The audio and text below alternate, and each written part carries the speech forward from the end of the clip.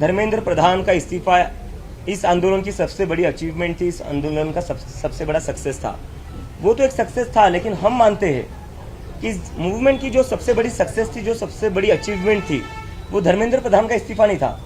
वो सबसे बड़ी अचीवमेंट थी कि लोगों के अंदर का जो डर था वो खत्म हो चुका है।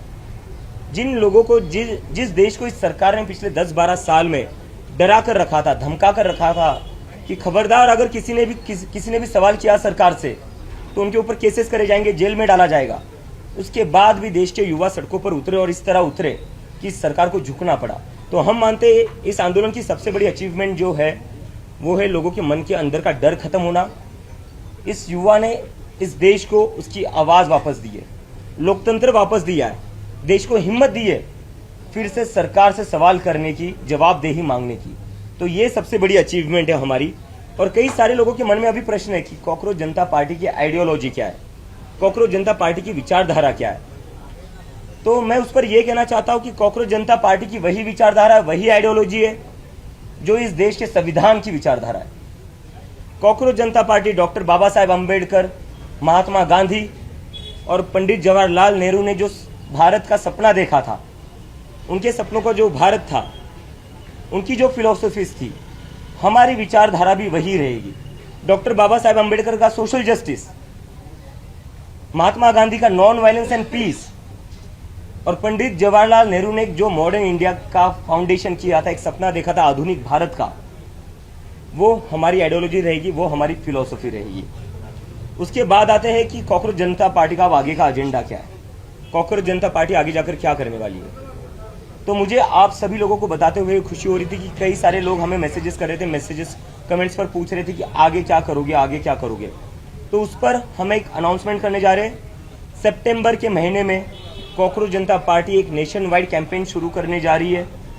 ये एक तरीके का नेशन वाइड टूर होगा हमारा। इस कैंपेन का नाम होगा क्या बोलती पब्लिक, क्योंकि अभी जो जरूरत है वो पब्लिक की बात होने का जरूरत है। पब्लिक को अपनी बात रखनी पड़ेगी, पब्लिक की आवाज सुनने का वक्त आ चुका है अब। और अगर आप पब्लिक की आवाज नहीं सुनोगे तो पब्लिक ये सड़कों पर उतरेगी। तो इसलिए हमने जो डिसाइड किया है, क्योंकि हम वो गलती दोहराना नहीं चाहते जो आज तक इन बाकी लोगों ने दोहराई है। जंतर मंतर का जो हमारा एक्सपीरियंस रहा है, जो हमें समझ में आया है, वो ये रहा है कि इन लोगों का जो कोर फ्रस्ट्रेशन है, ये जो जेनजी है, इनका कोर फ्रस्ट्रेशन ये है कि इन लोगों को डिसमिस किया जाता है, इन लोगों को इग्नोर किया जाता है, इन लोगों से कोई बात नहीं करता, इन लोगों से कोई पूछता नहीं है कि आपकी एक्सपेक्टेशंस क्या है, आपकी प्रॉब्लम्स क्या है, आपके सपने क्या है, इस देश को लेकर आपकी क्या उम्मीदें हैं, क्या होप्स है, ये कोई पूछता नहीं। तो हम वो गलती दोहराना नहीं चाहते। हम चाहते हैं क्योंकि इस देश की 60% पॉपुलेशन जो है वो अंडर द एज ऑफ 35 है। 65% पॉपुलेशन जो है वो अंडर द एज ऑफ 35 है। यही लोग हैं जो आगे जाकर इस देश का भविष्य है, यही लोग हैं जो आगे जाकर इस देश को चलाने वाले हैं, यही लोग हैं जो आगे जाकर इस देश को आगे बढ़ाएंगे। तो जो लोग आगे जाकर देश का भविष्य है, उन लोगों को इग्नोर करके, उन लोगों से बिना बात किए, उन लोगों से बिना एंगेज किए आप कैसे कोई पॉलिटिकल डिसीजन ले सकते हो, आप कैसे कोई पॉलिसी डिसीजन ले सकते हो, आप कैसे कोई पार्लियामेंट हो या इलेक्शन हो वहां पर डिस्कशन कर सकते हो। तो हम जो करना चाहते हैं वो करना चाहते हैं इन लोगों से stakeholder consultation, because they are the biggest stakeholder in India right now. Future उनका दाव पर है, जिंदगी उनकी दाव पर है।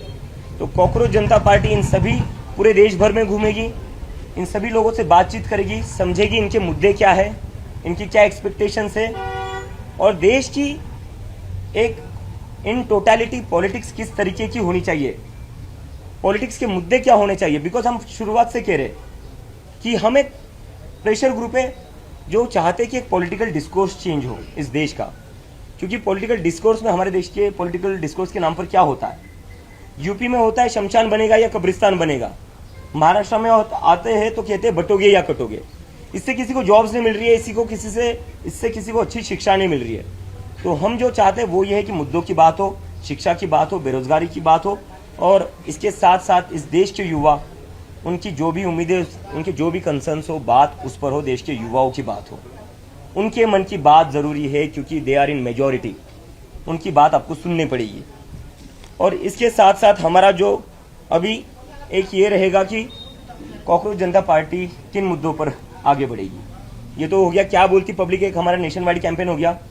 कॉकरोच जनता पार्टी कौन से मुद्दे उठाएगी, ये भी एक बहुत क्यूरियोसिटी है, तो इस पर मैं बोल देता हूँ।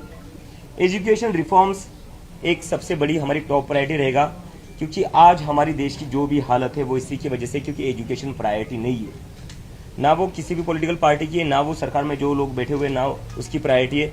तो इसलिए एजुकेशन रिफॉर्म्स हम चाहते हैं। आज की डेट में हमारे देश में एजुकेशन अनअफोर्डेबल बन चुका है। अगर किसी को अपने बच्चे को स्कूल में भेजना है, एडमिशन दिलवाना है प्राइवेट स्कूल में, सरकारी स्कूलों की तो क्या हाल कर रखी है हमने देखा ही है। पिछले 10 साल में 94,000 सरकारी स्कूल बंद कर दिए गए। इन स्कूलों को सुधारा जा सकता था, रेनोवेट किया जा सकता था, लेकिन सरकार ने क्या चुना? सरकार ने सरकारी स्कूलों को बंद करना चुना, क्योंकि फायदा इससे सीधा प्राइवेट स्कूलों को होगा। तो सरकार की तो कहीं पर भी प्राथमिकता नहीं है कि कैसे ज्यादा से ज्यादा बच्चों को एजुकेशन मिले। हम वो बदलना चाहते हैं। हम चाहते हैं कि ये जो शिक्षा को इतना एक्सपेंसिव बनाया है, स्कूलिंग को इतना एक्सपेंसिव बनाया हुआ है, वो एक तो पहले कम हो जाए। कैसे कोई family, middle class family, lower middle class family अपने बच्चे को अच्छा एजुकेशन दिला सकती है, जब उनको हर साल 1-1.5 लाख की तो फीस ही देनी पड़ती है फर्स्ट या सेकंड स्टैंडर्ड के लिए। उतनी तो ना इनकम होती है, ना सेविंग्स होती है फैमिलीज की। जो परिवार 40-50 हजार कमाता है, घर चलाने में उसके 30-40 हजार जाएंगे, बचेगा क्या? बचेंगे 10 हजार हर महीने के।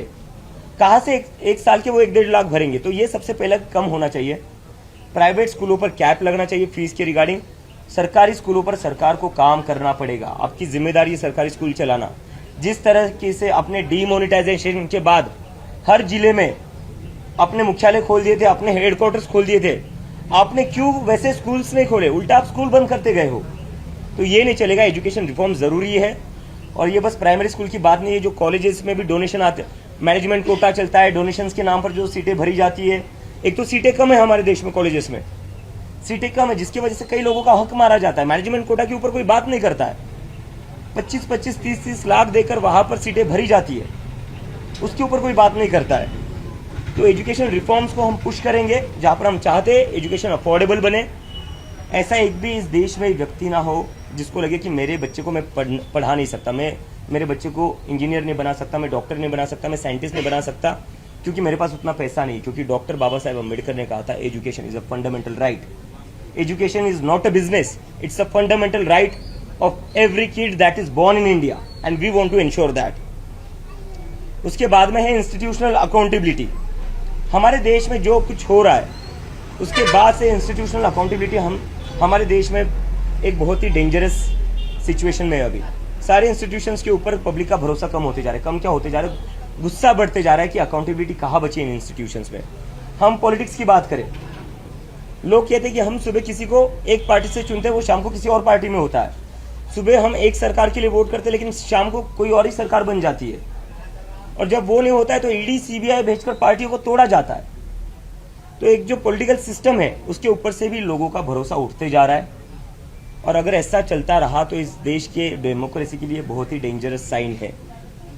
दूसरा, इलेक्शन कमीशन। हमारे देश में एक टाइम हुआ करता था जहां पर वोटर्स सरकार चुनते थे, लेकिन आज के दौर में क्या हो रहा है? सरकार चुन रही है कि वोटर कौन होगा, सरकार चुन रही है कि कौन वोट नहीं करेगा, कौन वोट डालेगा। तो डेमोक्रेसी ऐसे नहीं चल सकती।